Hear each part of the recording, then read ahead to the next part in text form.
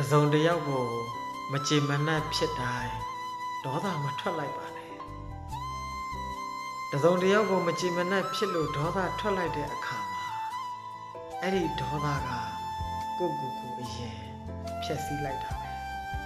ဘာတွေကိုဖျက်ဆီးလိုက်တာလဲလို့မေးရင်ကိုယ့်ရဲ့ဖြူစင်နေတဲ့စိတ်ကိုညှဉ်းနှမ်းသွားစေတယ်အေးချမ်းနေတဲ့စိတ်ကိုပူလောင်သွားစေတယ်ရဲရဲနီနေပါတယ်ဆိုတော့ကိုယ့်ရဲ့သွေးကိုတောင်မှအမဲရောင်ဖြစ်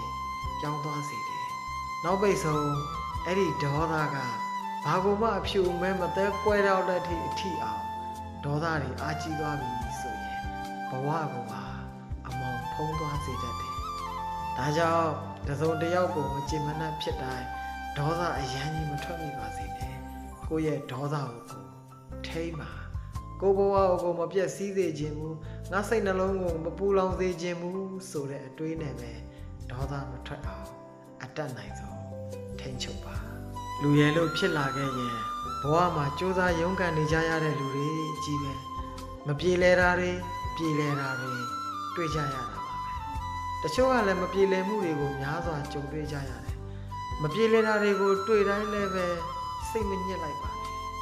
လောဘမတက်လိုက်ပါနဲ့မပြေလဲလို့ဆိုပြီးတော့မတရားလောဘတက်ပြီးတော့မယိုးသားတဲ့နီလန်းအနေနဲ့မတမာစွာရှာဖွေလုတ်ကြိုက်မယ်ဆိုရင်တော့ဒေါသနဲ့မထူးကိုဘဝကိုပျက်စီးသွားစေတတ်တယ်လမ်းမကိုရောက်သွားစေတတ်တယ်ဒါကြောင့်မပြေလဲတိုင်းလဲမပြေလဲလို့ဆိုပြီးတော့ဘယ်တော့မှမတရားလောဘတက်ပြီးတော့မယိုးသားတဲ့နီလန်းနဲ့အတန်မွေးမှုကိုမလုပ်မိပါစေနဲ့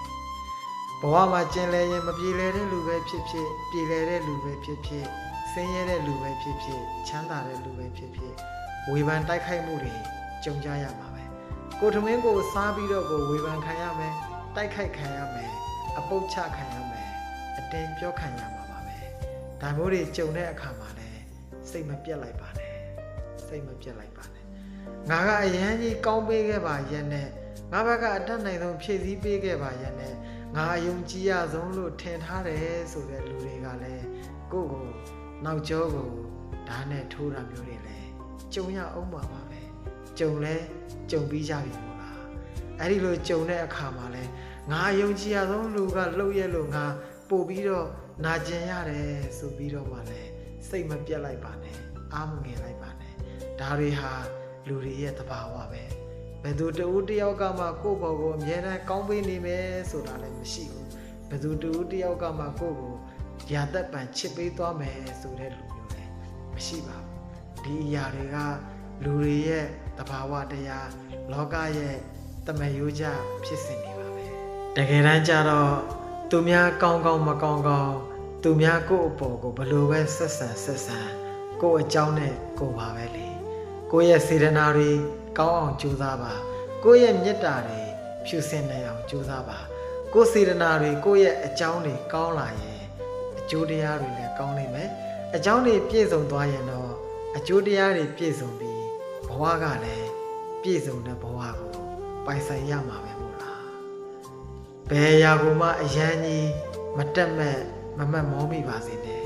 ကိုယ့်ရဲ့ကိုယ်စမ်းဉာဏ်စွမ်းရှိသလောက်နဲ့ထိုက်တဲ့အရာကိုပဲလိုချင်ပါရောင်ရဲတင်းတယ်ရှိပါစေ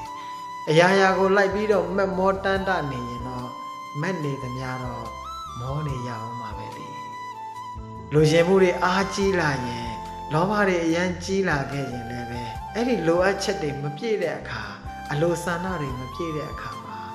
လိုတိုင်းငိုနေရတတ်တယ်နော်ဘာလေးကတော့လိုနေတယ်လို့ပြောရင်ငိုပြတာနဲ့အတူတူပဲဒါကြောင့်အမြဲတမ်းလိုအပ်နေတယ်လို့ပြောနေတဲ့လူတွေကငိုပြနေတာနဲ့အတူတူပဲဘဝမှာကိုယ့်အပေါ်ကိုမကောင်းတဲ့လူတွေနဲ့ကြုံလာလို့လဲဘယ်တော့မှမမုန်းလိုက်ပါနဲ့တစုံတစ်ယောက်ကိုမုန်းလိုက်မိပြီဆိုရင်ငါရှုံးသွားပြီလို့ကိုသတ်မှတ်လိုက်ပါဘာတွေရှုံးသွားတာလဲဆိုရင်စောစောကပြောခဲ့တယ်လို့ပဲကိုဆုံးရှုံးသွားတာ